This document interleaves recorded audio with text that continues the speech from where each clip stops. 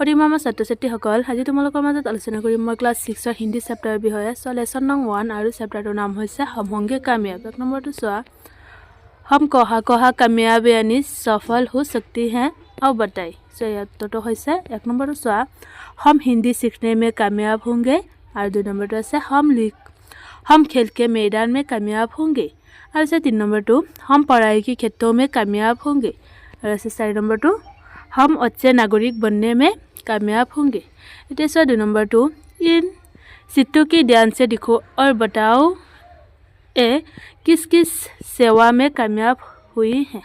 तो हम केनेকৈ लिखिम আছে, पुस्तक में दिखाई गई चित्रों में अनुसार उनके नामों के कम अनुसार दिया गए हैं। उत्तरটো আছে 1 নম্বৰটো ডাক্তৰ আৰু আছে 2 নম্বৰটো শিক্ষক, 3 নম্বৰটো আছে বৈজ্ঞানিক আৰু 4 নম্বৰটো আছে কিষাণ, 5 আছে नर्सी और আছে 6 पायलट।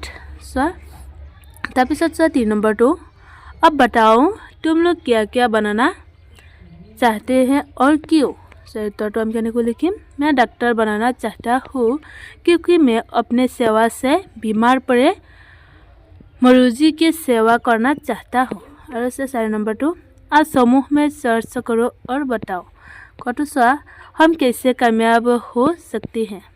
उत्तरটো अगर मन में विश्वास है तो हम हर क्षेत्रों में कामयाब हो सकती हैं और खटो हम साथ साथ चलकर क्या क्या कर सकती हैं। उत्तरটো हम केनेকৈ लिखिम, हम साथ साथ चलकर चारों ओर शांति फैला सकती हैं, साथ ही साथ देश को प्रगति को ओर ले जा सकती हैं। 5 নম্বৰটো से आप पाठ के आधार पर बताओ। कतो हमें किस बात का विश्वास है। उत्तरটো हम पाइছোঁ, हमें एक दिन कामयाब होने पर विश्वास है और ख एक दिन चारों ओर क्या होगी। उत्तरটো হৈছে एक दिन चारों ओर शांति होगी। তাৰপিছত আছে ग हम कैसे चलेंगे। उत्तरটো हम लिखिम, हम साथ साथ चलेंगे। তাৰপিছত আছে ग हमें किसी का डर है क्या। उत्तरটো হৈছে नहीं, हमें आज के दिन किसी का डर नहीं है।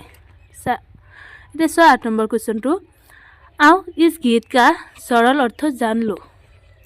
इम्पोर्टेंट है, भालदरे बुझि लो।